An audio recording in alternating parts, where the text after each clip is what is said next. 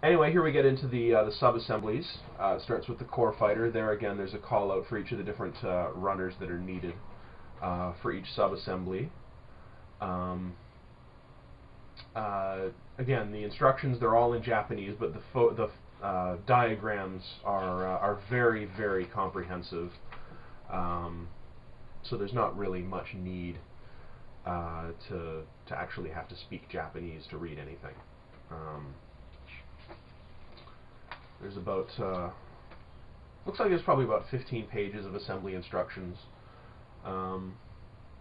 These kits, they're usually broken down into about 5 or 6 different sub-assemblies. There's the head, the torso, the legs, the arms, then the weapons, and then whatever else may be left. In this case would be a core fighter. This is about one of my favorite parts of the instruction books. For each kit is the center section. A lot of master grade kits, particularly the older ones, they'll have more photos like this, but they'll be I think they call them documentary photos. They're basically photoshopped pictures of the model in kind of a real-world setting. It's actually pretty cool to look at. And I've always enjoyed looking at them. In fact, I've saved the manuals for just about every master grade kit I've ever built. And they're hiding somewhere in my closet, in a box somewhere, and I haven't looked at them in years. But they're just really neat to look at. And here there's you can see there's a history of the different versions of RX-78 that have been released over the years. There's the original from 1995. The version 1.5 from 2000, which gave it new torso armor parts, a new head, some new shoulders, new legs, but used the same arms and basic frame for the torso, plus the same weapons. Here we have the Verka, which is short for version Katoki, which is a custom version designed by Hajime Katoki, one of the foremost Gundam designers of the 80s and 90s, and right up till now, actually. I think he's still doing work. It's basically the same as a standard Gundam, but it has some slight differences in the armor proportions. The backpack's a little different, the shield's a little different. It doesn't have the yellow cross on it. Just the proportions are a bit different, and it looks a bit tougher. Here is the Master Grade Perfect Gundam, which was released in 2003. It comes as a basic, just a very basic Gundam at its core, but it has armor parts, you might be able to see here, that can build up to what's called the Perfect Gundam. It was actually a fan design from, I believe it was a model show in like 1982 or something, that Bandai kind of adopted. And they call it the Perfect Gundam because, well, actually I don't know why they call it the Perfect Gundam, but it just sounds cool.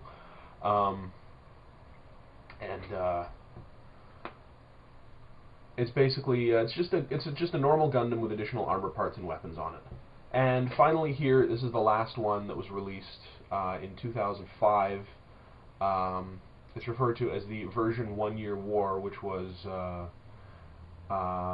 based on a video game, which was released in about 2004. The coloration is a little bit different. They're much softer, more pastel colors. The reds are more of a soft pink. The blue is more of a pastel color. The white's kind of a cream. But it was a really nice kit. It was it finally did away with all the original parts from the version 1.0, but it used the same legs as the 1.5 and a few of the same other components. When I built it originally a few years ago, I figured it was going to be the last RX-78, well, ever. Well, seems I was mistaken. And from the looks of it, from what I'm seeing so far here in the instructions, based on how the frame goes together for this one, this will probably go down in history as the definitive version of RX-78. And I'm quite excited to get started on it. So anyway, here we go. There's more assembly instructions. Still more assembly instructions. Still more assembly instructions. Here we're getting into the weapons. One upgrade that they've done to this version of RX-78 over the other ones is the bazooka is actually, it's a tube, it's a hollow tube the whole way through. If you actually look down the barrel, you can see straight through into the magazine. At least from what I can tell, it looks like it should be that way. Whereas most other kits have been, you know, two halves glued together and then with a big seam and then just stick an end cap on it and kind of cheating it. But they did the same thing with the Zaku version 2.0. The bazooka was, you could see the full length down the barrel, and I thought that was great. Here you can see this is the Gundam hammer. See that little chain I showed you before, and the ball and chain. It looks like a cool weapon, but it's, I imagine, probably would be pretty limited in actual combat. And oh, I guess that's that clear thing that I was looking at. I don't know what the hell it is. An orb with spikes on it. I don't know why it's clear. Might be some kind of beam weapon or something, but anyway. Here you can see it can attach to the action base using a socket that attaches to the crotch. Also, the shield can mount to its back, so I've always liked that it can do that. And here is the marking guide for the dry transfers. I don't know if there's any stickers or if they're all dry transfers. I'll have to take a closer look. But there's usually stickers. There's also usually you can get your hands on. I don't want to call them aftermarket because they are manufactured by Bandai, but there's decal sets. Very comprehensive decal sets that are usually about $8 a piece to bring over from Japan. I've got a couple of them, but I've never used them, even though I plan to. And there we go. That's the end of the instruction manual, and it's a pretty nice photo of Gundam there. I hope to make mine look half that good.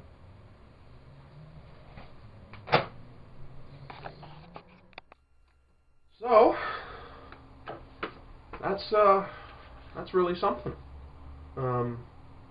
This kit was released about 8 months ago, back in August or so of last year. And I considered buying it, but I've kind of been off of Gundam for a while. I've been doing a lot of other sci-fi type stuff. My Star Trek stuff, my Star Wars stuff, my Viper from Battlestar Galactica. You know, Gundam is what got me back into modeling in the first place, back about 8 or 9 years ago.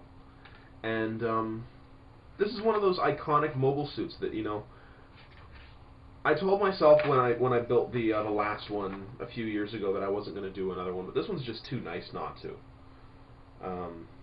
It's just too cool, too fancy. So I'm quite excited. I'm quite excited to get working on it.